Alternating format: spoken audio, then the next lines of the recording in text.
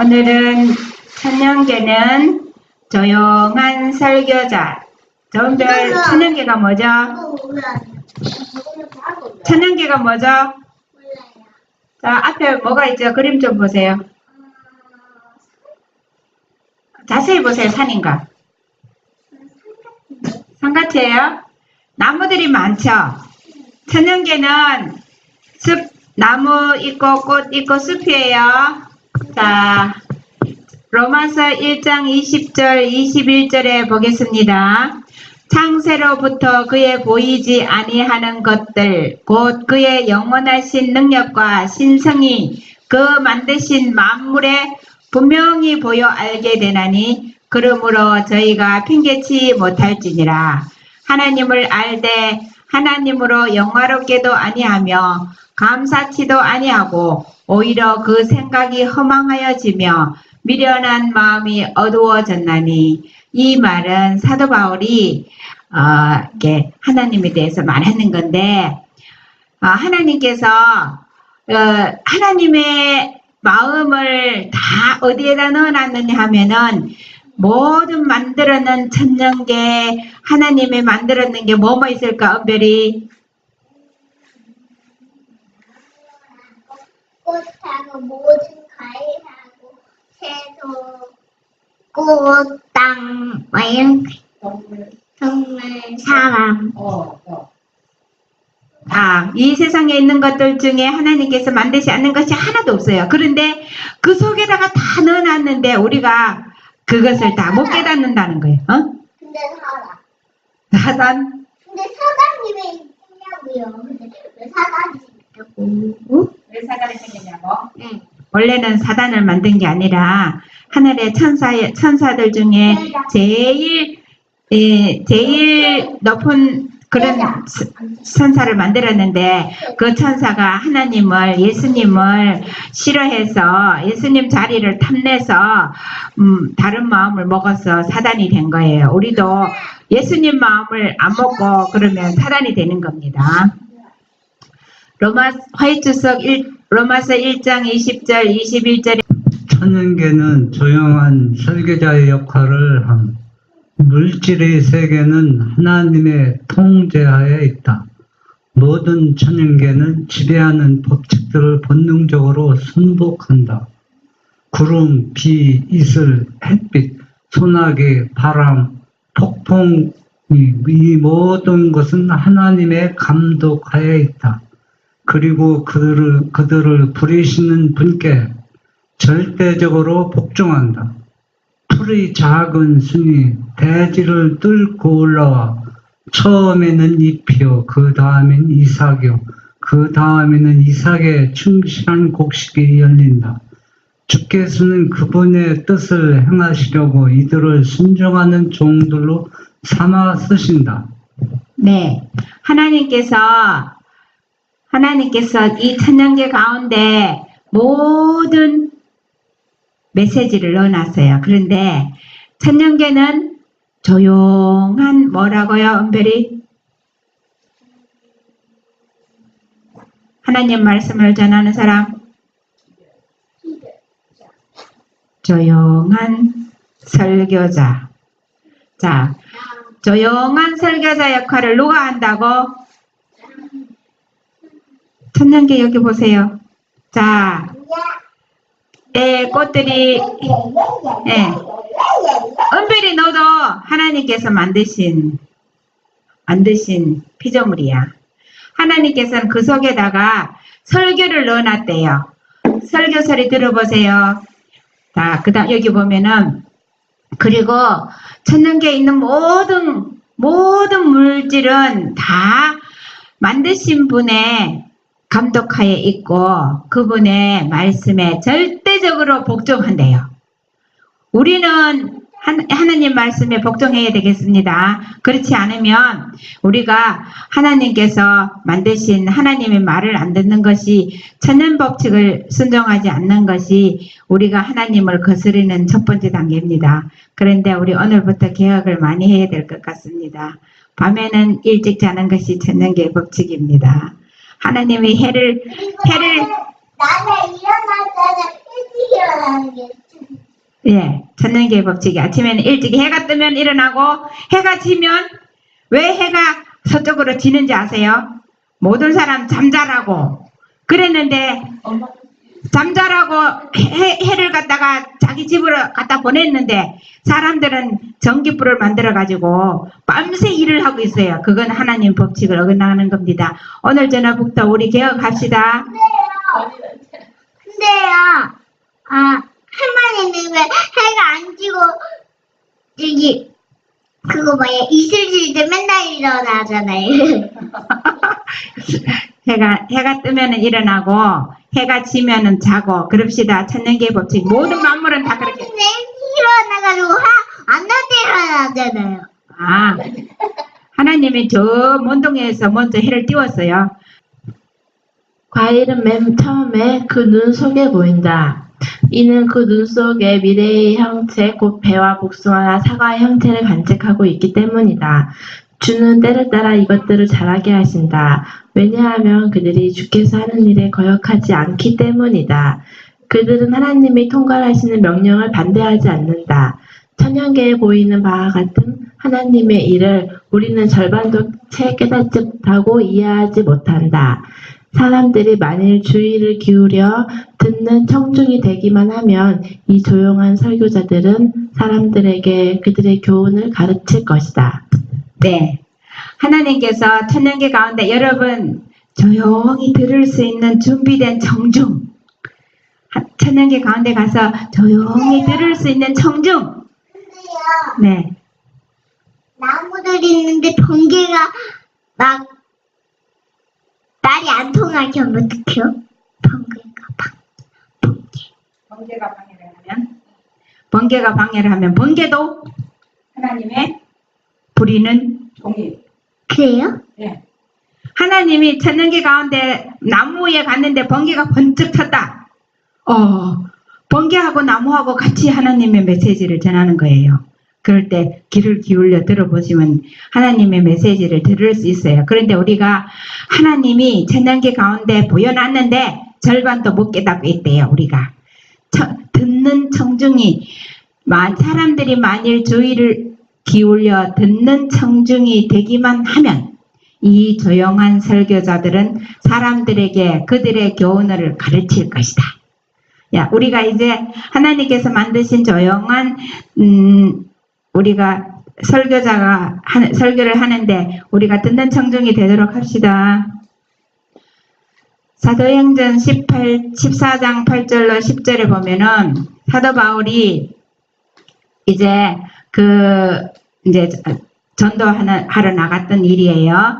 루스드라에 발을 쓰지 못하는 한 사람이 있어 앉았는데 나면서 안전병이 되어 걸어본 적이 없는 자라.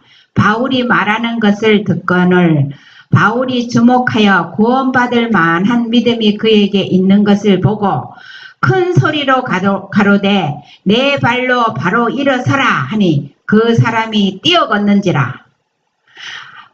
예수님이 사도 바울이 전한 설교 내용이 뭐예요? 바울이 전한 핵심 내용이 뭡니까? 거듭나지 않으면 하는 나라에 못 간다. 아니야? 아니 그것도 되는데 딴 거. 뭐지?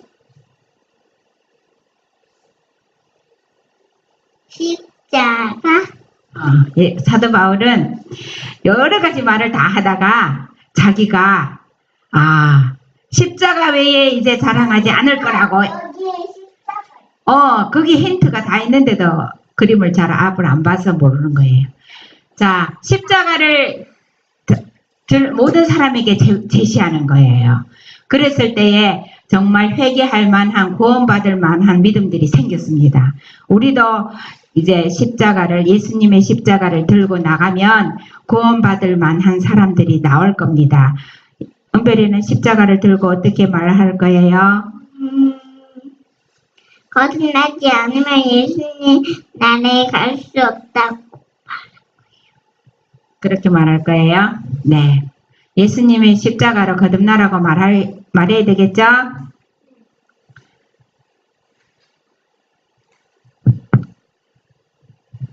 사도행전 14장 16절 17절 하나님이 지나간 세대에는 모든 족속으로 자기의 길들을 다니게 묵인하셨으나 그러나 자기를 증거하지 아니하신 것이 아니니 곧 너희에게 하늘로서 비를 내리시며 결실기를 주시는 선한 일을 하사 음식과 기쁨으로 너희 마음에 만족해 하셨느니라 하고. 네, 하나님께서 우리 모든 사람들이 예수님 안 믿어도 각자가 다 가는 길을 그대로 가도록 놔뒀어요. 그런데 하나님께서 하늘에 비를 내리고 또 곡식이 자라서 열매를 주고 이렇게 하는 것은 우리를 선한 일을 하도록 우리 마음을 준비시키는 건데, 우리가 자기가 콩을 심으면 콩이 나오는 것처럼 우리가 선한 일을 행한 대로 거둔다고 했습니다. 로마서 1장 22절 스스로 지혜 있다 하나 우준하게 되어 썩어지지 아니하는 하나님의 영광을 썩어질 사람과 금수와 버러지 형상의 우상으로 바꾸었느니라. 그러므로 하나님께서 저희를 마음의 정욕대로 더러움에 내어버려 두사 저희 몸을 서로 욕되게 하셨으니 이는 저희가 하나님의 진리를 거짓 것으로 바꾸어 피조물을 조물주보다 더 경배하고 섬김이라. 주는 곧 영원히 찬송할 이시로다. 아멘. 네, 사도 바울이 보니까 사람들이 우리가 만물이나 천연계를 바라보다가 거기에서 하나님 없이 바라보면은 자연계를 섬기는 사람이 돼요. 그런데 이 모든 만물을 만드신 하나님을 알면 이 모든 것들이 다 하나님의 종이라는 것을 알게 되거든요. 근데 사람들이 하나님 없이 온 세상 만물을 보니까는 그것이 너무 위대해 보여서 그것을 섬기는 사람이 돼가지고, 그래서 그것을 보고 사도 바울이 사람들에게 가르쳐 주는 거예요. 시편 19편 1절로 3절에 보면은요, 하늘이 하나님의 영광을 선포하고 공창이 그 손으로 하신 일을 나타내는도다. 날은 날에게 말하고 밤은 밤에게 지식을 전하니 언어가 없고 들리는 소리도 없으나, 하나님께서 밤과 낮을 다 만들고 하늘과 공창을 다 만들어 놓고 거기에 들리는 소리가 없는 것 같지만 거기에 메시지를 넣었어요. 그것을 깨닫는 사람은, 하나님과 연결된 사람은 깨달을 수 있습니다. 화이트석 로마서 1장 20절에서 25절 보면은요, 자연 계시는 불완전함, 인간이 배워야 될 가장 어렵고 가장 굴욕적인 교과는 인간의 지혜를 의지할 때 인간은 완전히 무능한 존재라는 것과 천년계를 정확하게 읽는 데는 인간의 노력이 틀림없는 실패로 돌아갈 수밖에 없다는 것이다. 죄는 인간의 시력을 어둡게 하였고 인간을 저 혼자 내버려 두면 자연을 해석할 수가 없기 때문에 결국 자연을 하나님보다 우위에다 올려놓게 된다. 이렇게 해서 천년계를 하나님 없이 보면은 우리가 그걸 섬기는 사람이 됩니다.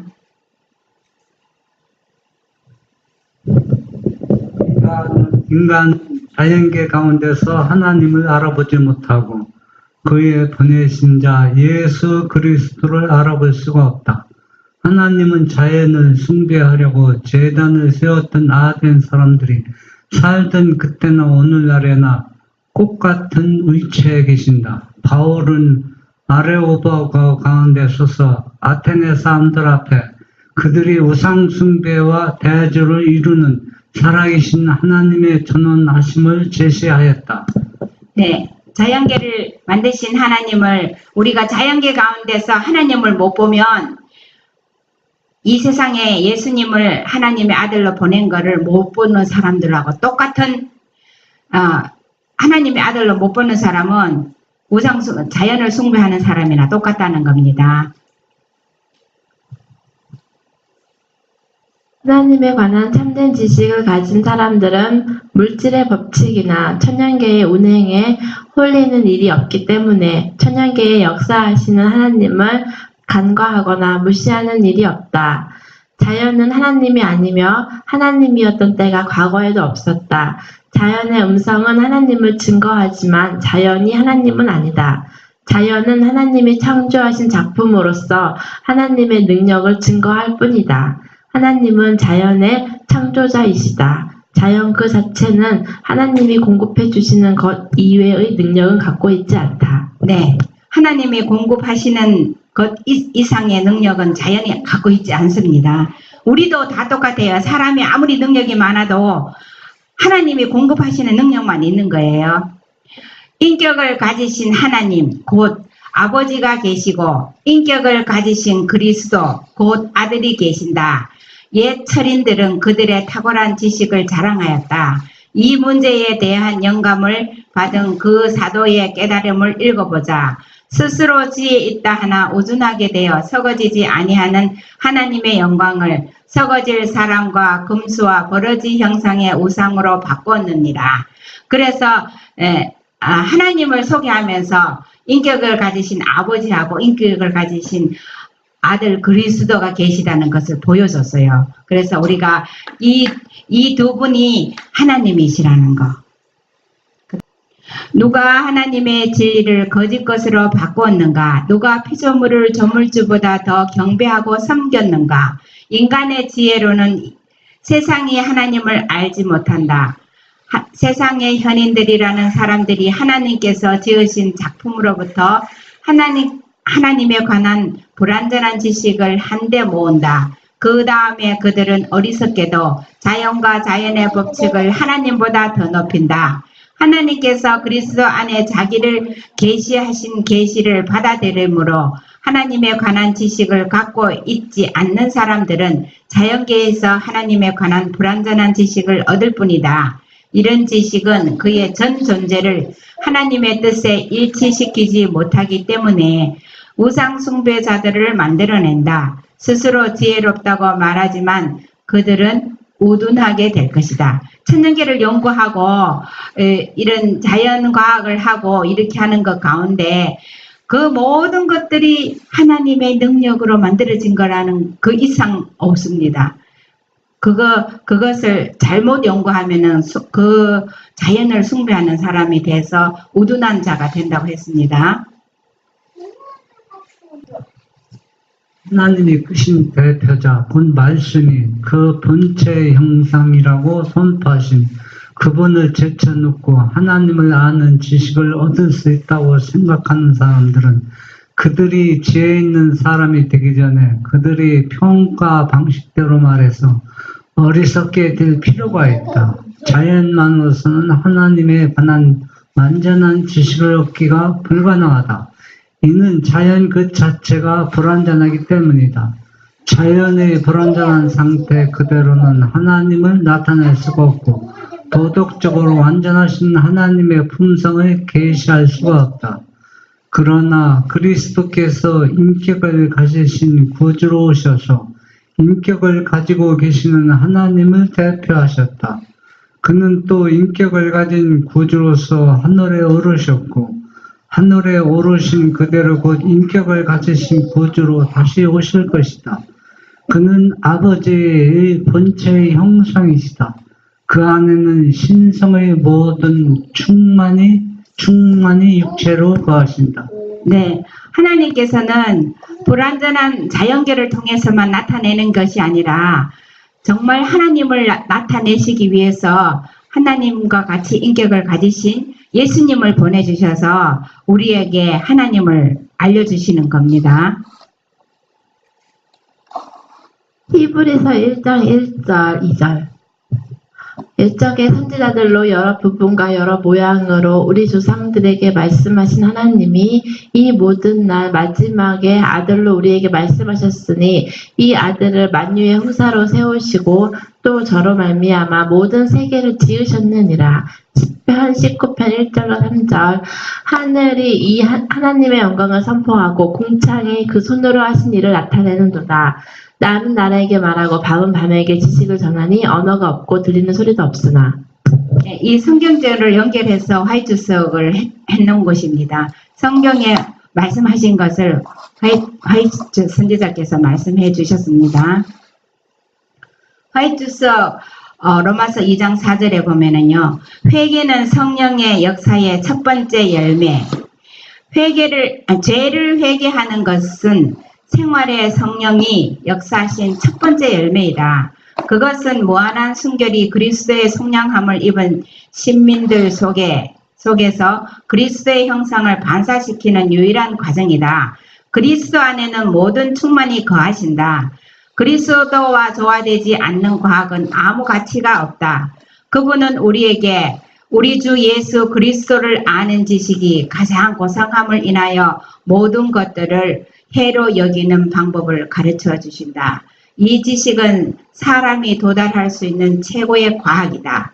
회개의 성령의 역사가 일어나는 거가 그리스도의 속량함 이것을 입은 사람들에게 나타나는 현상입니다.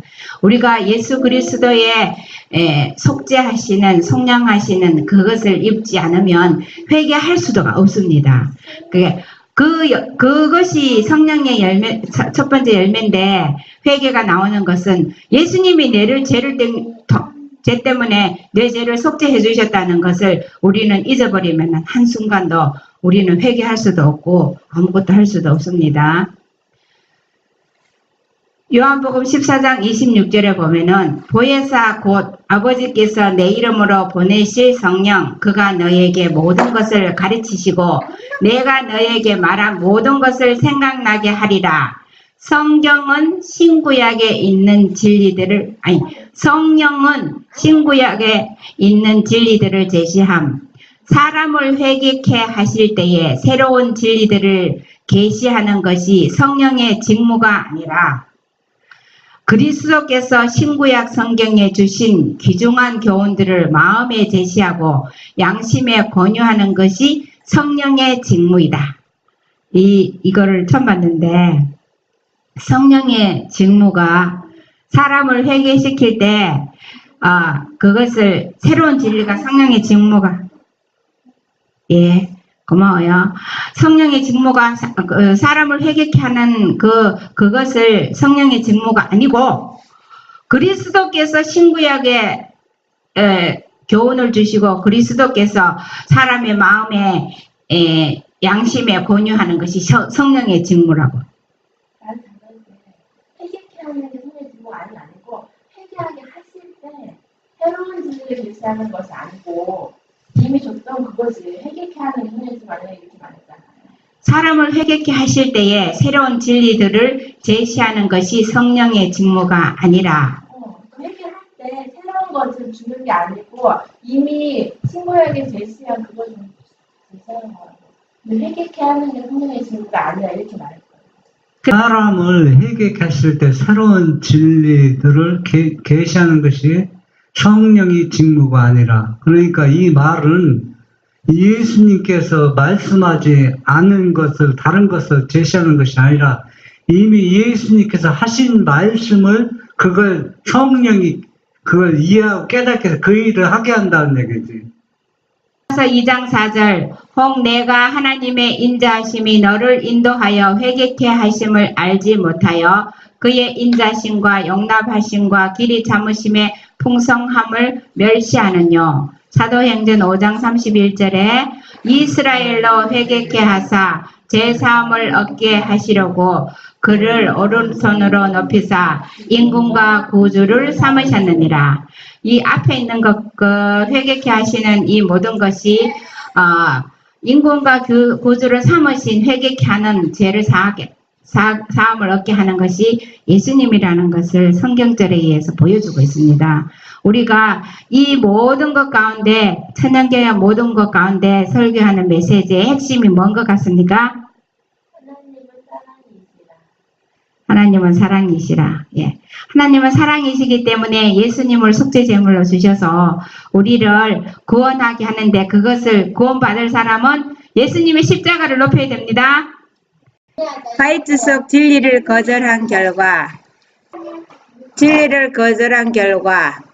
하나님의 영은 악을 양심에 지배하여 둔다. 사람이 성령의 감화보다 자신을 높일 때 그는 죄악의 결과를 거둔다. 그러한 사람에게 성령의 감화는 점점 약해져서 불순종의 씨앗을 뿌리는 것을 막지 않으신다.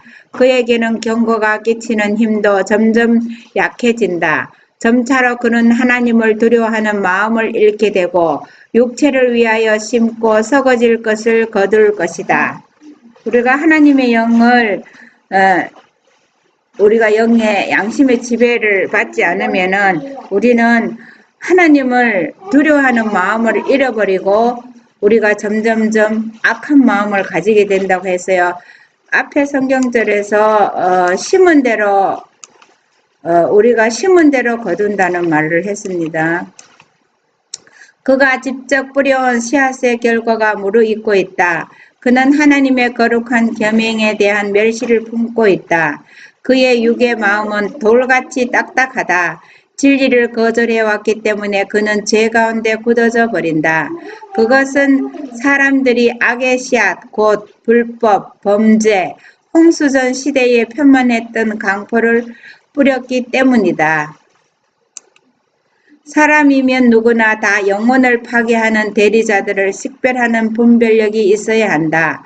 그분은 사람을 영적으로 눈물게 하지 않으시고 충분한 빛과 증거를 주셔서 진리와 오류를 구별할 수 있게 하신다. 그러나 그분은 강제로 진리를 받아들이게 하지 않으시고 사람에게 자유를 주셔서 선이나 아니면 악을 택하게 하신다. 사람이 만약 그의 판단력을 바른 방향으로 인도하기에 충분한 증거를 거절하고 한 번 악을 택하면 두 번째는 보다 쉽게 이것을 행할 것이다. 세 번째는 더욱 열렬히 하나님에게서 물러나와 사단의 편을 택하여 그의 편에 설 것이다. 그리고 그 길을 계속 가다가 마침내 죄 가운데서 굳어져서 그의 마음에 품고 있는 거짓 것을 진리라고 믿기에 이른다. 진리를 거절한 그의 거절이 그 열매를 내는 것이다. 우리가 사람이 진리를 거절하고 오류를 받아들이고 하는 거가 이것이 결과적으로 보면은 하나님에게서 물러나가고 사단의 편에 우리가 선택을 하는 거라고 했습니다. 로마서 2장 6절에 하나님께서는 각 사람에게 그 행한대로 보응하시되 갈라디아 6장 7절 8절에 스스로 속이지 말라. 하나님은 만홀히 여김을 받지 아니하시나니 사람이 무엇으로 심든지 그대로 거두리라. 자기의 육체를 위하여 심는 자는 육체로부터 썩어질 것을 거두고 성령을 위하여 심는 자는 성령으로 영생을 거두니라. 우리가 하나님을 떠나서 가면 우리가 육체로 심고 하나님을 위해서 가는 사람은 성령으로부터 영생을 거두는 열매를 맺는다고 했습니다. 우리가 심는 대로 거두는데 우리는 진리를 구별해서 진리와 오류를 올바로 판단해서 우리 영혼에게 무엇을 심어야 되는지 하나님을 선택해서 정말 바른 길로 가는 것이 우리가 해야 할 일입니다. 우리는 진리와 오류를 구별할 수 있는 그런 하나님의 성령의 역사하에 있어야 되겠습니다. 감사합니다.